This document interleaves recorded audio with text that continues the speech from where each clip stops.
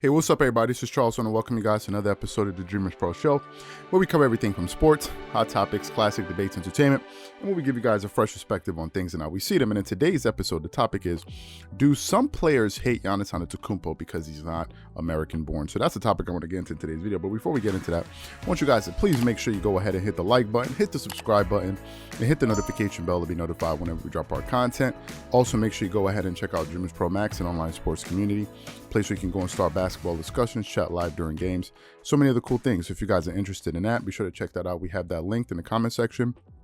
And also make sure you go ahead and click the join button to become a member of our channel. So anyway, this is a serious topic. I want to get into it. And as you know, sometimes we got to talk about some serious things because we can't always be laughing and joking all the time. So anyway, I've noticed that some players in the NBA, like KD, LeBron, and others, have been quick to heap praise on other players around the NBA, like Jason Tatum, Ja Morant, all these different guys. But when it comes to Giannis Antetokounmpo, they find it to be a little bit difficult. Now, you know, Giannis and James Harden have like a running spat that's been going on for years now. But nevertheless, I feel like some NBA players don't give Giannis the respect. For example, recently, a few weeks ago, there was a story that broke between Jay Williams, the former NBA player who works on ESPN, who's actually friends with Kevin Durant, from what I understand.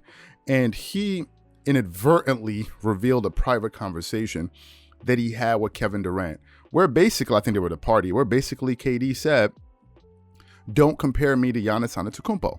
I think he took it like disrespect, that, you know, I think he was being compared to Giannis. He said, don't compare me to him.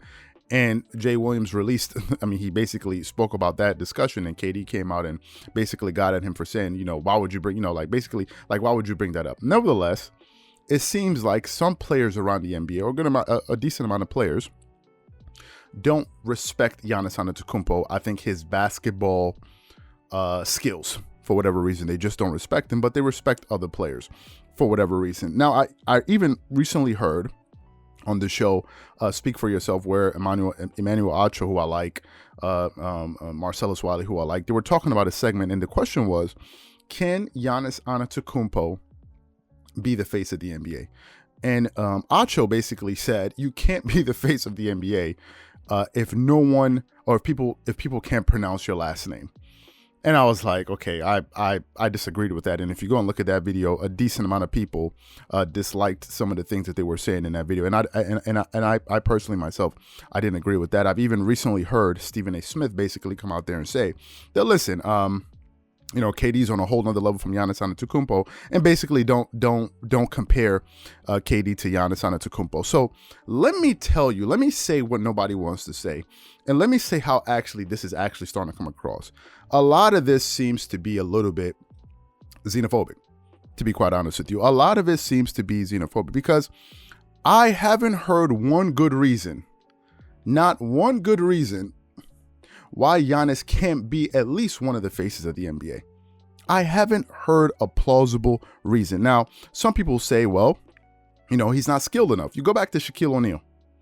Was Shaq any more skilled than Giannis Antetokounmpo? No. Shaq was dominant as hell, right? He was just dominant, and he won. Giannis Antetokounmpo, I've said it many times before, he is not a guard. He's not a small forward. Giannis is a power forward, really, that can handle the ball, and a lot of people are mischaracterizing him. He is a power forward. He's a big, he's 6'11". He's not a guard. He's not KD. He doesn't have those type of skills, right? He's not that type of player. Giannis is a different player. He's a more dominant player, and I think a lot of people are expecting him to play like Kobe Bryant or Kawhi Leonard, when really that's not who he is, right? So Giannis and Shaq have similar skill levels, but one thing you can say about the two of them is that they were very, very dominant. Now, I never heard a lot of people say that Shaq can't be the face of the league because, you know, they couldn't pronounce his last name O'Neal. Like, what are we talking about? And I think this is at the root of why we're seeing, for example, Team USA struggle against other countries. For example, Team USA just lost to France. They just lost to France 83-76. Now, did they lose to France because, you know, France is the more talented team? No. Team USA has the most talented basketball players in the world.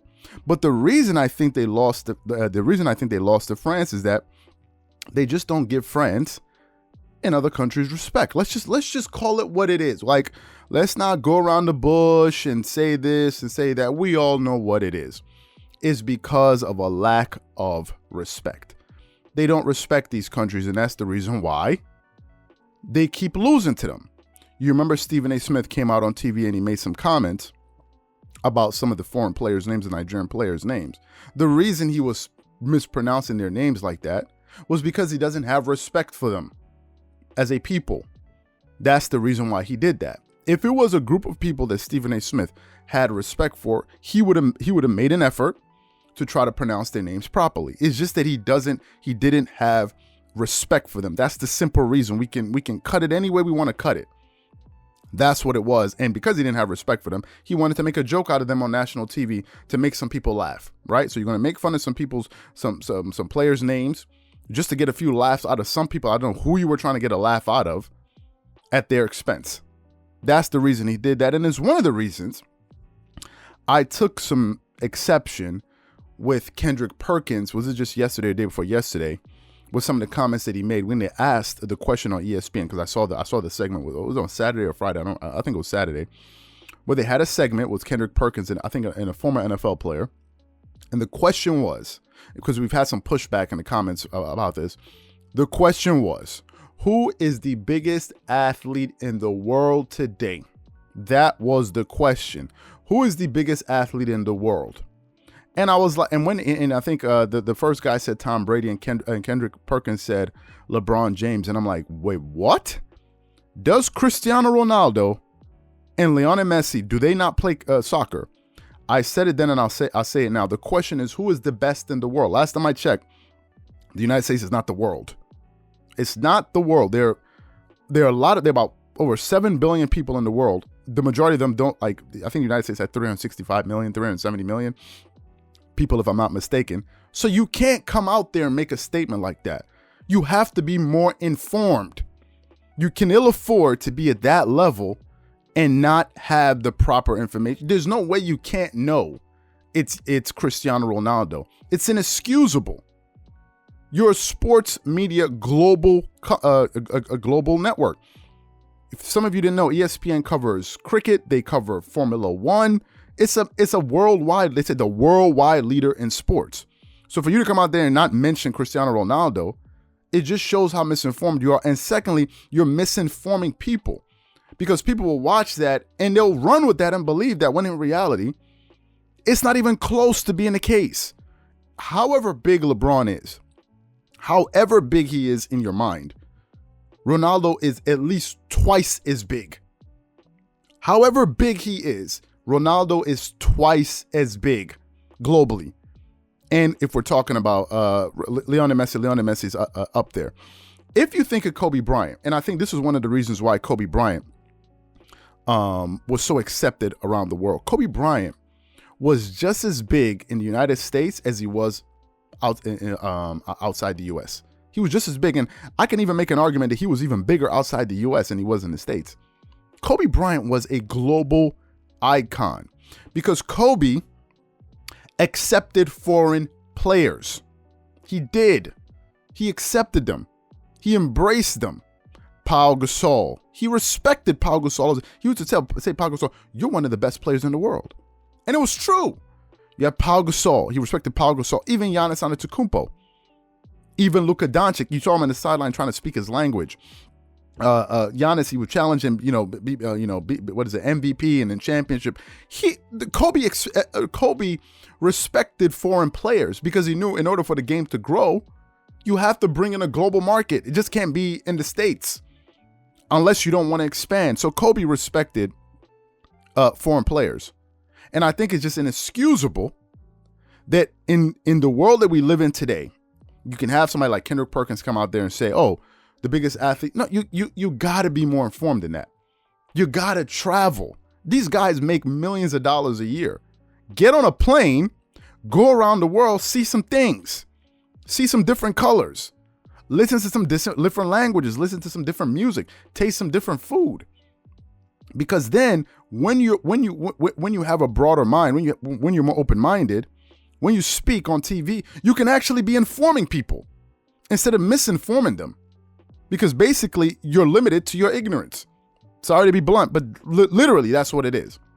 And I'll give you guys a quick story here. I remember when I was graduating high school, and I went to high school in New York in art and design. And one of my parents had just gotten a job working in Rome. Was it in Rome? Yeah, in Rome, Italy. And I just, this is my senior year, so I was graduating high school, and there was a possibility that we could have to move to Italy. And I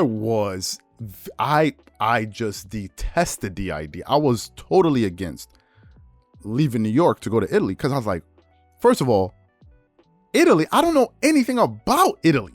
Why are we going to Italy?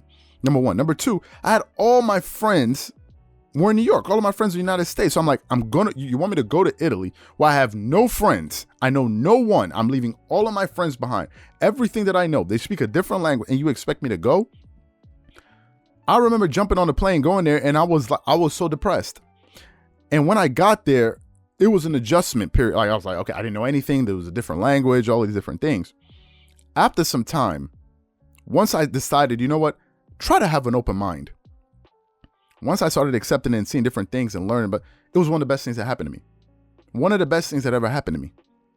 Because it opens your mind. That's why they say, if you're a parent, one of the best things you can do for your children, one of the best things you can do for your kids is travel with them. Take them around. If you have the resources and the funds, take your kids and travel with them. Why? Because when you travel with them, you expose them to different cultures and different things. It opens their minds. It expands their thinking. You do your kids a great service, a huge service, and you give them a leg up if they travel. You're actually helping your kids a lot because you're expanding their minds. So now they can relate things. If they're from the States, you can look at things in the States, you can relate to that, but you can also go over and you can fit in there. If you're in a business context, you're not just limited to doing business in the States. You can go to Europe and other countries around the world and be able to negotiate with people and relate to people because you're more of a global citizen, and you can actually become a better business person because you can work with more people. You can establish more relationships. So being closed-minded helps you in no way. And it brings me back to the whole Giannis point, where I'm just surprised that so many players just don't seem to embrace him for reasons I just can't understand. I just can't understand. I don't know what it is. Like, what is it? The guy just won an NBA title, for goodness sakes. There are a lot of players with skill. They haven't won bleep. And we're here to heap praise on them and say, oh, this guy is so good and this guy is so great and this and this. But meanwhile, you have a guy that's representing the sport on and actually, Giannis winning is a great thing for basketball because it brings in more eyeballs around the world. I thought that's what you want. Or do we just want to be provincial? Do we just want to be provincial and demarcate the sport from the rest of the world? So everybody, like, you can watch it, but don't think you can come into it and participate in it and be the fit. No, I'm like, so listen, I think there's an issue there. If you listen to some of the things that commentators say, some of the things that basketball players say, I think there's an issue there. And I think there's something it's something we need to get rid of. It's something we need to get rid of because it creates barriers. Sports is supposed to be something that brings people together. Everybody should be able to enjoy sports. Everyone. When I was living in Italy and the Super Bowl would come on, everybody was. I would come into class, my marketing professor, an Italian guy. He'd be sleepy. I'm like, what happened? He was up watching the Super Bowl. And they enjoy it and they can tell you everything about, but that's what it's supposed to be. Right? That's what you want other people around the world to appreciate. You just don't want to be, it's just mine. No. If it's not from here, no, nobody. Whoa, what's going on? So listen, those are my thoughts. Those are my opinions. I meant everything that I said. And we're making this video to really spark a conversation. Right? So if you guys have some thoughts, if you have any disagreements, whatever it is, please leave your thoughts and comments in the comment section below, because I think it's very important that we have a discussion about a mature discussion about it. Whatever you guys think, please leave your thoughts and comments in the comment section below. Again, if you enjoyed the video, be sure to make sure you go ahead and hit the like button, hit the subscribe button, and hit the notification bell to be notified whenever we drop our content. Once again, this is Charles here from Dreamerspro, wishing you guys an amazing day and catch you guys on the next episode.